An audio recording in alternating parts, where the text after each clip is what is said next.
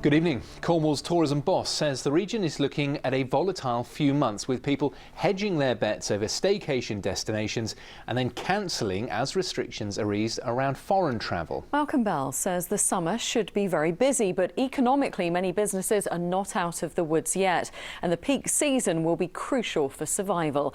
Grace Pascoe is in Newquay for us this evening. So Grace, obviously Newquay an extremely popular destination for holidaymakers. What are the early indications so far?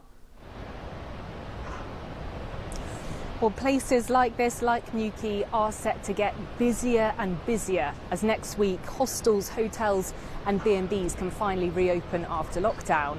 Many places in Cornwall are already fully booked for July and for August, and we will all notice visitor numbers start to ramp up in the coming weeks.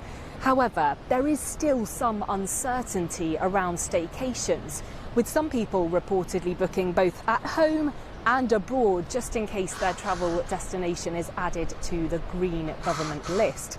Malcolm Bell is concerned about this. Well, there is this new word now about spread booking, where people have booked abroad and down in Cornwall, and they've paid their deposits, and many will give 30-day cancellation.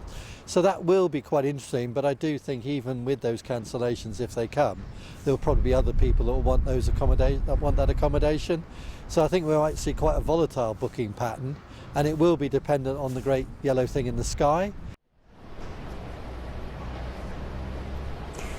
Today I've spoken to numerous accommodation providers in the Duchy who say they're yet to see this trend fully coming through in their bookings, thankfully. But some are double booking, then cancelling their break here. And there's such pent-up demand, though, that these holidays are able to be rebooked by others, as Francesca Reid from Unique Homestays explains. There definitely have been a few instances where we've had guests cancel because they've managed to get their overseas holiday, or they have double booked themselves. But in that instance, we have managed to resell those dates. I mean, as fast as sort of 3 or 4 minutes sometimes. With the demand being so high, we've set up availability alerts across all of our properties, so guests can place sort of first refusals, second refusals on dates. So we've got as many as kind of 40 on some properties. Earlier, I asked people out and about in Newquay for their thoughts on this spread booking phenomenon. They shouldn't book a holiday and then change the man on the last minute. It's not fair to the proprietors of these places, is it? I think it's a bit greedy. Obviously they're taking up holidays other families could have had if they can't afford to go abroad. Then if they're double booking the holidays, they're having booking one in England, booking one Spain.